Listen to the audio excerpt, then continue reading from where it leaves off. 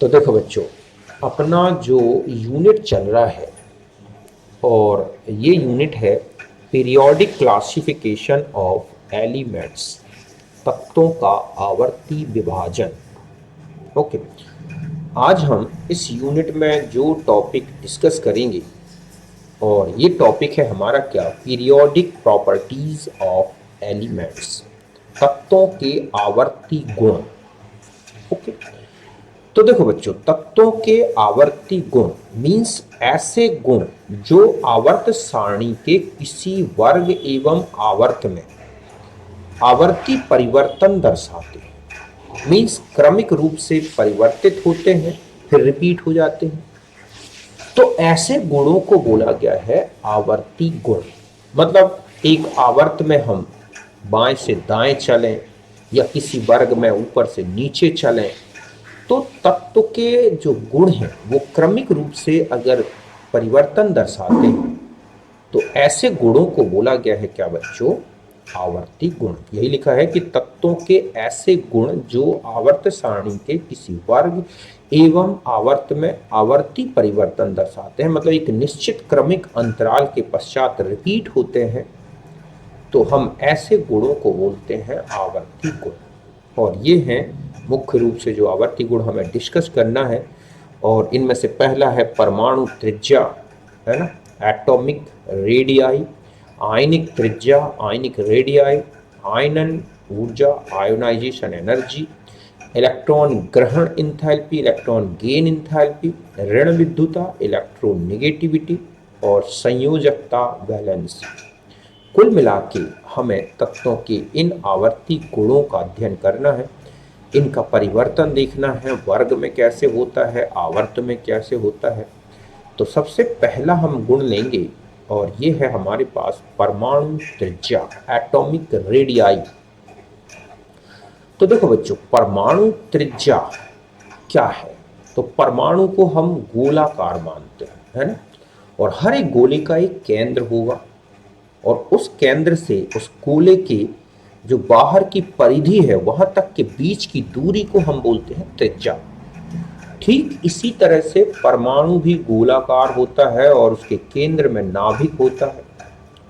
तो उस नाभिक के केंद्र से लेके और परमाणु के बाह्यतम कोश जहां तक इलेक्ट्रॉन मिलने की संभावना है, बाह्यतम कोश के बीच की दूरी को बोला गया है परमाणु त्रिज्या। बात समझ गए ना, कि परमाणु के नाभिक के केंद्र से, बहुत छोटा सा होता है नाभिक, उसके भी केंद्र से हम एक दूरी लें, कहाँ तक, बाह्यतम कोश जहाँ तक इलेक्ट्रॉन मिलने की संभावना है, तो वहाँ तक की जो बीच की दूरी है, मतलब नाभिक से लेकर बाह्यतम कोश के बीच की दूरी को परमाणु त्रिज्या कहते हैं। अब आता है कि किसी परमाणु त्रिज्या का जो है, किसी भी परमाणु के लिए जो परमाणु त्रिज्या का परम मापन संभव है या नहीं। तो ध्यान रखें कि परमाणु त्रिज्या का परम मापन संभव नहीं है, क्योंकि परमाणु का स्वतंत्र अस्तित्व नहीं है। परमाणु स्वतंत्र नहीं रह सकता, हम उसे स्वतंत्र परमाणु पकड़ नहीं सकते। और हाइजेनबर्ग अनिश्चितता सिद्धांत के अनुसार बाह्यतम कोश में इलेक्ट्रॉन की स्थिति निश्चित नहीं होती। कभी वो नाभिक, कभी इलेक्ट्रॉन नाभिक के पास तो कभी दूर होगा। तो एक फिक्स डिस्टेंस न्यूक्लियस से इलेक्ट्रॉन के बाह्यतम कोश में एक फिक्स डिस्टेंस का परम मापन, एब्सोल्यूट वैल्यू कैलकुलेट करना पॉसिबल नहीं है। और यही रीजन है कि परमाणु त्रिज्या का परम मान नहीं निकाला जा सकता। समझते ना, यही लिखा है कि परमाणु के नाभिक के केंद्र से बाह्यतम कोश के बीच की दूरी को बोलते हैं परमाणु त्रिज्या। किंतु परमाणु त्रिज्या का परम मापन संभव नहीं है, क्योंकि परमाणु का स्वतंत्र अस्तित्व नहीं है, मतलब एक स्वतंत्र परमाणु नहीं मिलता, केवल जीरो ग्रुप को छोड़ दें तो। तथा अनिश्चितता सिद्धांत में अगर हम देखेंगे तो बाह्यतम कोश में इलेक्ट्रॉन की स्थिति निश्चित नहीं होगी। ऐसे में परमाणु त्रिज्या को निम्नलिखित रूपों में व्यक्त किया गया है। ठीक है, एक एक करके समझते हैं। पहली है सहसंयोजी त्रिज्या, कोवैलेंट रेडियस। तो देखो, सहसंयोजी त्रिज्या नाम से ही पता चल रहा है कि दो परमाणु, एक ही तत्व के दो परमाणु एकल सहसंयोजी बंध से जुड़े हो। ठीक है, तो दोनों परमाणुओं के जुड़े दो परमाणुओं के नाभिकों के बीच की दूरी का आधा मान सहसंयोजी त्रिज्या कहलाता है। सीधा सा है कि समपरमाणविक अणु, ठीक है, एक ऐसा अणु जिसके दोनों परमाणु समान हो, तो समपरमाणविक अणु की एकल बंध की जो बंध लंबाई है उसका आधा मान ही सहसंयोजी त्रिज्या है। समझ गए ना कि एकल सहसंयोजी बंध से जुड़े दो परमाणुओं के नाभिकों के बीच की दूरी का आधा मान सहसंयोजी त्रिज्या कहलाता है। जैसे ये दो परमाणु ए और ए जुड़े हैं, दोनों की अंतर नाभिक की दूरी को मैंने व्यक्त किया है DAA, distance between A and A nucleus. तो इस डिस्टेंस का आधा कर दिया जाए, ठीक है, तो वही है सहसंयोजी त्रिज्या, जिसे हमने CR से व्यक्त किया है। तो DAA जो है वो CR प्लस CR दोनों परमाणुओं के सहसंयोजी त्रिज्या का सम है। तो CR इक्वल टू होगा DA माइनस, ठीक है, DAA माइनस अपॉन 2। जैसे कार्बन में C single bond, C bond length 154 picometer होती है, तो कार्बन की सहसंयोजी त्रिज्या मतलब ये है, ठीक है, कार्बन की सहसंयोजी त्रिज्या जो आएगी 77 पिकोमीटर। तो इस तरह से और भी एग्जांपल्स हैं, जैसे क्लोरीन होता है ना, तो क्लोरीन में Cl और Cl के बीच की डिस्टेंस लगभग 360 के आसपास पिकोमीटर में होती है, तो उसका आधा कर दो। तो इस तरह से सहसंयोजी त्रिज्या निकाल सकते हैं। अब हम आते हैं, दूसरा है वान डेर वाल्स रेडियस। तो देखो सहसंयोजी त्रिज्या तो आप अच्छे से समझ गए होंगे कि दो परमाणु आपस में जुड़े हों सहसंयोजी बंध से, एकल सहसंयोजी बंध से, तो दोनों परमाणुओं के नाभिकों के बीच की दूरी का आधा मान था सहसंयोजी त्रिज्या।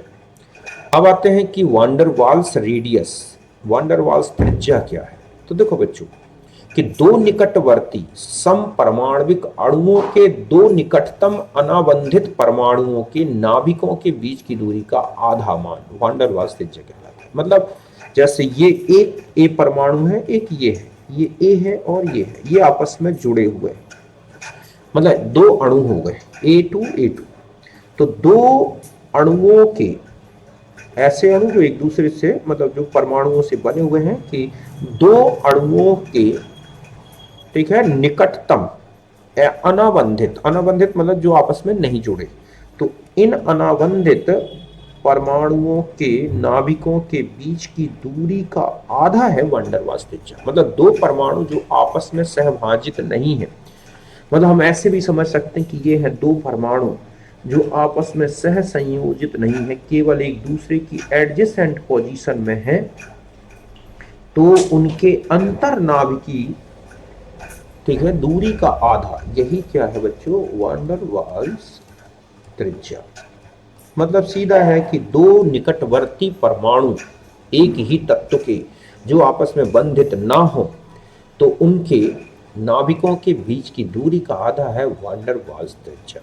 समझ गए ना कि दो निकटवर्ती समपरमाणविक अणुओं के दो निकटतम अनाबंधित परमाणुओं के नाभिकों के बीच की दूरी के आधे मान को बोलते हैं वान डेर वाल्स त्रिज्या। जैसे मैंने डायग्राम से समझाया है, जो बंधित परमाणु है, ठीक है, जैसे ये है, तो इनके नाभिकों के बीच की दूरी तो हो गई सहसंयोजी त्रिज्या, है ना, CR, और दो अनाबंधित परमाणुओं के नाभिकों के बीच की दूरी का आधा हो गया वान डेर वाल्स त्रिज्या। जैसे क्लोरीन के लिए ये है 360 पिकोमीटर, ठीक है, सॉरी, क्लोरीन के लिए ये है 180 पिकोमीटर। मतलब अगर हम इन दोनों को क्लोरीन मान लें तो ये डिस्टेंस होगी 360 पिकोमीटर, तो इसका आधा कर देंगे तो ये हो जाएगा 180 पिकोमीटर। तो क्लोरीन की वान डेर वाल्स रेडियस है 180 पिकोमीटर, जबकि सहसंयोजी त्रिज्या 99 पिकोमीटर होती है।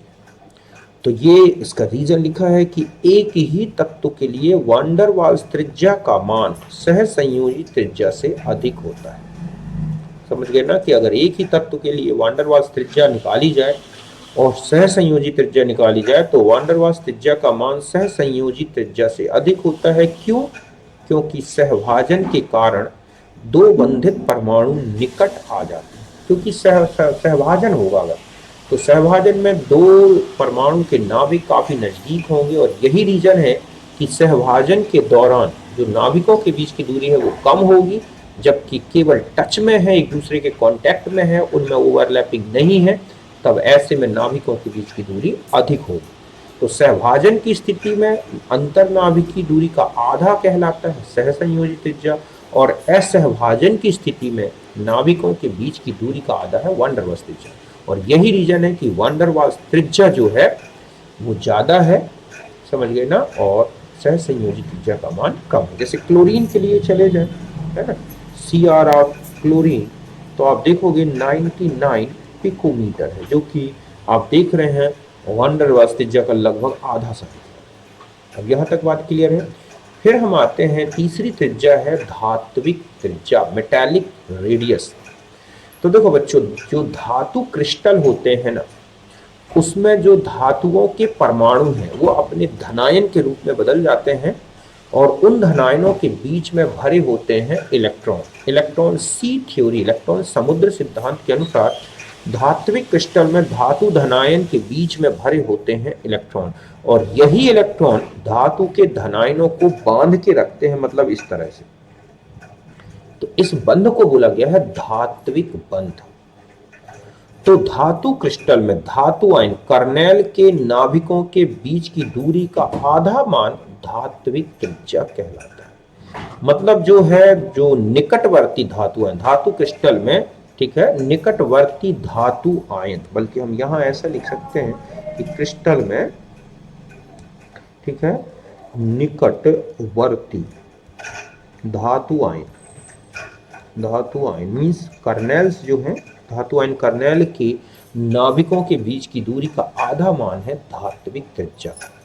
धात्विक त्रिज्या में परमाणु ना तो पूर्णतः अतिव्याप्त है और ना ही पूर्णतः स्वतंत्र है, केवल यहां इलेक्ट्रॉन दोनों के नाभिकों को बांध के रखते हैं। तो ऐसे में ये ना तो अतिव्याप्त हो पाता है ढंग से, परमाणु के बाह्यतम कोश जो कर्नेल्स के, और ना ही स्वतंत्र हो पाते हैं। ऐसे में जो धात्विक त्रिज्या का मान है वो सहसंयोजी त्रिज्या से तो थोड़ा ज्यादा होगा, लेकिन वान डर वाल्स त्रिज्या से कम होता है। समझ गए ना, मतलब एक ही परमाणु में अगर तीनों त्रिज्याओं को कंपेयर करें, ठीक है, तो सबसे बड़ी है वान डर वाल्स त्रिज्या, ये, ठीक है, मतलब CV, फिर उससे छोटी है धात्विक त्रिज्या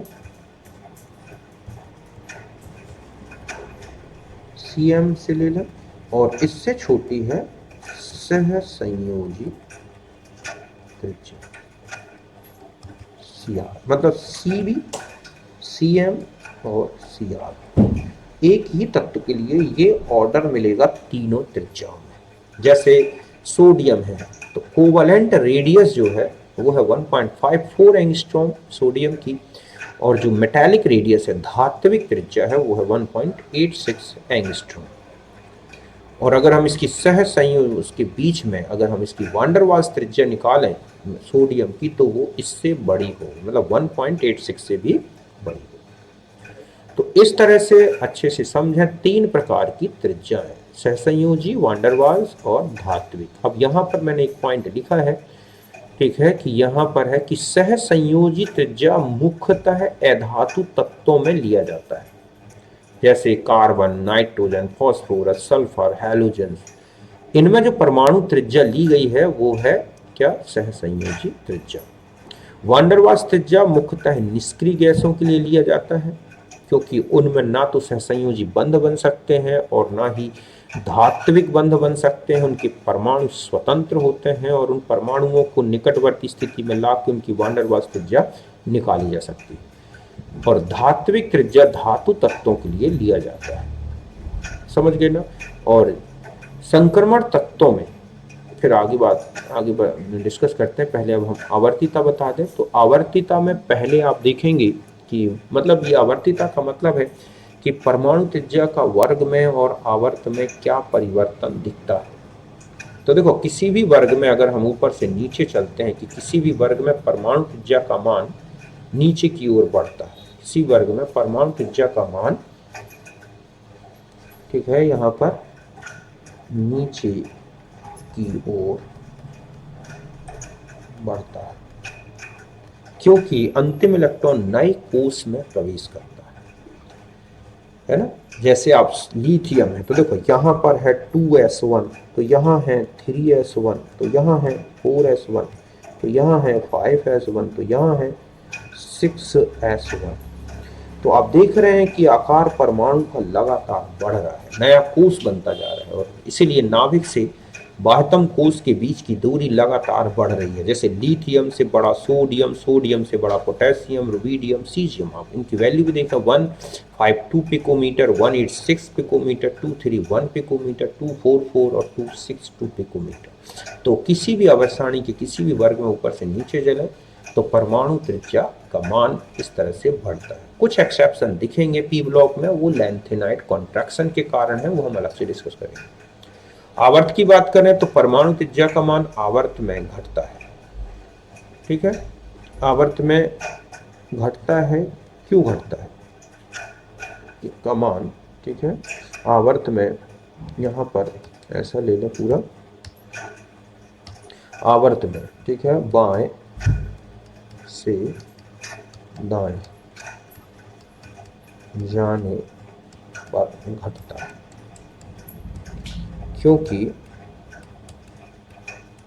अंतिम इलेक्ट्रॉन समान कोष में प्रवेश करता है, जिस पर नाभ की आकर्षण बढ़ता जाता है। देखो 2s1, 2s2, 2p1, 2p2, 2p3, 2p4 और 2p5। तो आप देख रहे हैं कि अंतिम कोष तो वही बना हुआ है, केवल उनमें इलेक्ट्रॉन्स बढ़ रहे हैं। तो जितने इलेक्ट्रॉन्स बढ़ रहे होंगे उतने प्रोटॉन्स भी बढ़ रहे होंगे, तो नाभ की आकर्षण लगातार बढ़ेगा, जिससे परमाणु सिकुड़ जाता है, श्रिंक हो जाता है और आकार, इसीलिए नाभिक से बाह्यतम कोष के बीच की दूरी लगातार घट रही है। आप देख रहे हैं 152 लिथियम, बेरिलियम में 111 पिकोमीटर, बोरोन में 88 पिकोमीटर, कार्बन में 77 हो गया, फिर नाइट्रोजन में 74 हो गया, ऑक्सीजन में 66 हो गया और यहाँ जाके 64 हो। लेकिन नियोन में इससे बड़ा आकार, एक बात क्वेश्चन होता है कि जीरो ग्रुप की जो परमाणु त्रिज्या है वो हर आवर्त में सबसे बड़ी है, ऐसा क्यों?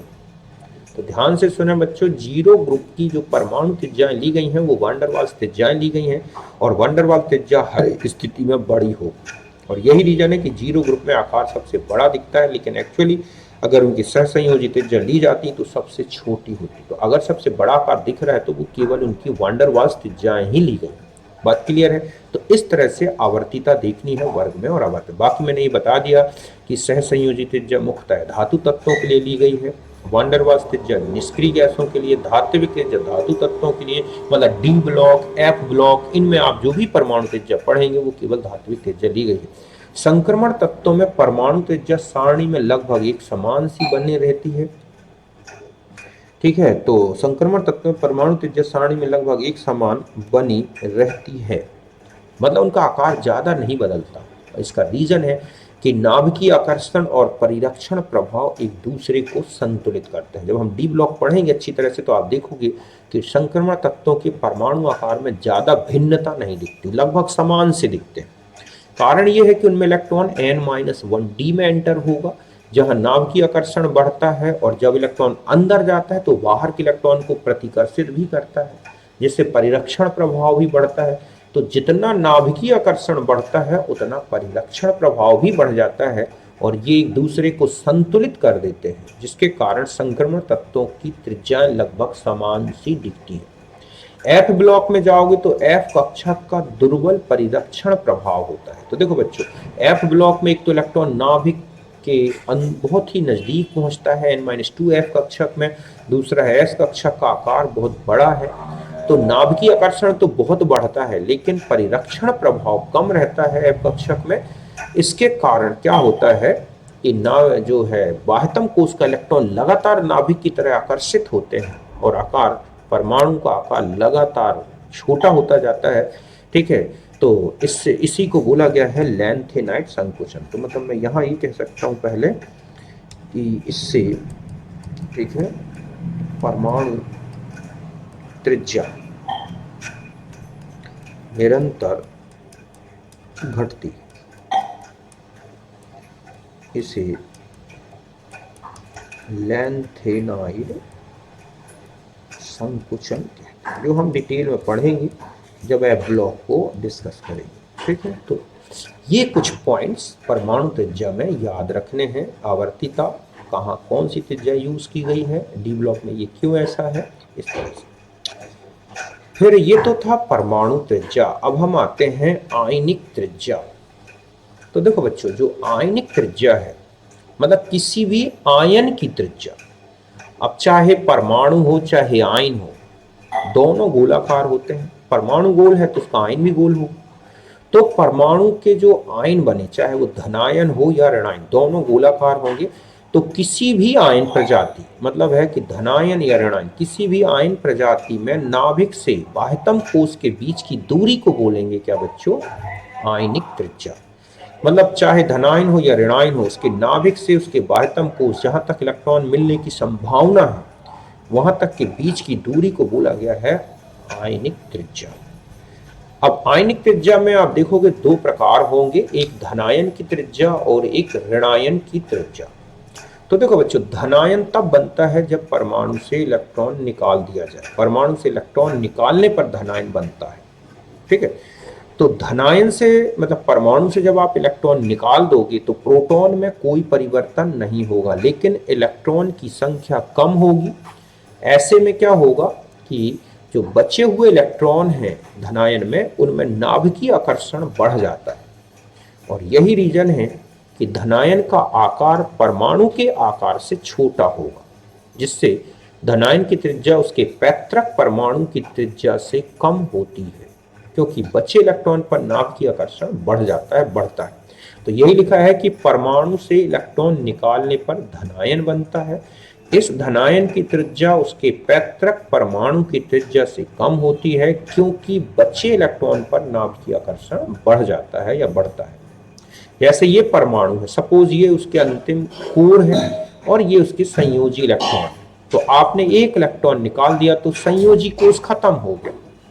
तो ऐसे में अब कोर बचेगी, तो कोर का आकार उसके परमाणु के आकार से तो छोटा हो गया ना, धनायन की कोर हो गई है। ठीक है, तो इस तरह से धनायन का जो आकार है अपने पैतृक परमाणु के आकार से छोटा हो गया। यही रीजन है कि धनायन की त्रिज्या पैतृक परमाणु की त्रिज्या से कम होती है। और धनायन की त्रिज्या inversely proportional to the charge of cation, मतलब धनायन की त्रिज्या धनावेश का व्युत्क्रमानुपाती है। मींस धनावेश बढ़ेगा तो धनायन की त्रिज्या घटेगी। जैसे सोडियम है ना, इसकी जो कोवलेंट रेडियस है वो है 186 पिकोमीटर, और जो आयनिक रेडियस है इसकी वो है 102 पिकोमीटर, जो काफी छोटी है। तो धनायन बढ़ने से आकार घटता है, मतलब धनावेश बढ़ने से आकार घटता है। जैसे Fe, Fe2+, Fe3+ में सबसे बड़ा का Fe का होगा, उससे छोटा Fe2+, उससे छोटा Fe3+। ठीक इसी तरह से हम सम इलेक्ट्रॉनिक की बात करें, सम इलेक्ट्रॉनिक धनायन, ठीक है, धनायन, तो आप देख रहे हैं कि इसमें धनायन त्रिज्या जो है लगातार घट रही है। मतलब इलेक्ट्रॉन की संख्या समान है, लेकिन धनावेश बढ़ने से आकार लगातार घट रहा है। तो धनायनों का आकार, ठीक है, सीधा सीधा ध्यान रखना है, धनायनों का आकार आवेश बढ़ने से घटेगा, सम इलेक्ट्रॉनी हो चाहे एक ही तत्व के परमाणु। फिर आते हैं ऋणायन की त्रिज्या। तो देखो, ऋणायन मतलब जब परमाणु में इलेक्ट्रॉन जोड़ते हैं तो ऋणायन बनता है। जब इलेक्ट्रॉन जुड़ेगा तो परमाणु के नाभिक में प्रोटॉन तो उतने ही हैं, लेकिन बाहर इलेक्ट्रॉन्स बढ़ जाते हैं, और जब इलेक्ट्रॉन बढ़ेंगे तो नाभिकीय आकर्षण कम हो जाएगा, जिससे जो इलेक्ट्रॉन अभ्र है वो और फैल जाता है। और ऐसा होने से परमाणु के अपेक्षा जो ऋणायन है उसका आकार काफी बड़ा हो जाता है ऋणायन से। तो इस तरह से ऋणायन की त्रिज्या अपने पैतृक परमाणु की त्रिज्या से बड़ी होती है। ये लिखा है कि परमाणु में इलेक्ट्रॉन जोड़ने पर ऋणायन बनता है। इस आयन की त्रिज्या उसके पैतृक परमाणु की त्रिज्या से अधिक होगी, क्योंकि इलेक्ट्रॉन जुड़ने पर इलेक्ट्रॉन पर, ठीक है, नाभिकीय आकर्षण कम हो जाता है। मतलब परमाणु से बड़ा होगा ऋणायन। तो ऋणायन की त्रिज्या ऋणावेश के समानुपाती है, चाहे वो एक ही तत्व का परमाणु हो या सम इलेक्ट्रॉन। समझ गए ना, जैसे फ्लोराइड आयन, तो इसकी कोवलेंट रेडियस है 64 पिकोमीटर, जब ठीक है फ्लोरीन है तो फ्लोरीन की कोवेलेंट रेडियस है 64 पिकोमीटर, जबकि फ्लोराइड की है 136 पिकोमीटर, जो डबल से भी ज्यादा है ना। और ये है सम इलेक्ट्रॉनिक ऋणायन। तो सम इलेक्ट्रॉनिक ऋणायन में ऋणावेश बढ़ने से त्रिज्या बढ़ेगी। आयनिक त्रिज्या एक ही तत्व के ऋणायन हो तो भी बढ़ेगी। इसका मतलब है कि एक ही तत्व के आकार का क्रम देखा जाए तो धनायन सबसे छोटा, उससे बड़ा परमाणु, और उससे बड़ा क्या होगा बच्चों, ऋणायन। और परमाणु त्रिज्या मैं यही बता दूं कि परमाणु त्रिज्या की आवर्तता देखोगे आप, नहीं सॉरी, आयनिक त्रिज्या की जो आवर्तिता है, आयनिक त्रिज्या की आवर्तिता परमाणु त्रिज्या के समान है। समझ गए? मतलब ये हुआ कि अगर हम वर्ग में और आवर्त में बात करें, कि यहां पर मैं ऐसे समझा दूं कि ये चले हम ऐसे, है ना, ये है वर्ग और ये क्या है, आवर्त। तो वर्ग में इसका आकार मतलब आयनिक रेडियस बढ़ती है, और यहां पर क्या होगी बच्चों, घटती है। मतलब जैसे ये है फ्लोराइड, तो इससे बड़ा क्लोराइड, तो इससे बड़ा ब्रोमाइड, तो इससे बड़ा आयोडाइड। ठीक है, यहाँ लिथियम प्लस, तो फिर बेरिलियम, अगर हम सेम चार्ज वाले लें तो इसी तरह से लगातार ये क्या होती जाएगी, बढ़ती जाएगी। तो वर्ग में धनायन हो चाहे ऋणायन हो, वर्ग में ऊपर से जाने नीचे जाने पर वर्ग में आयनिक ऊर्जा बढ़ती है और आवर्त में ये घटती है। मतलब इसकी जो आवर्तिता है बिल्कुल उसी के समान है जैसे परमाणु त्रिज्या। बात क्लियर है यहां तक? तो ये तो था हमारा परमाणु त्रिज्या के बारे में। ठीक है, फिर हम इसको अगले जो वीडियो में डिस्कस करेंगे, और वो है आयनन ऊर्जा या आयनन विभव, इसको प्रभावित करने वाले कारक, और आयनन ऊर्जा का इम्पोर्टेंस क्या है, एप्लीकेशंस क्या है, इसके बारे में हम नेक्स्ट वीडियो में डिस्कस करेंगे। तो अभी यहाँ तक पर्याप्त हो। ठीक है।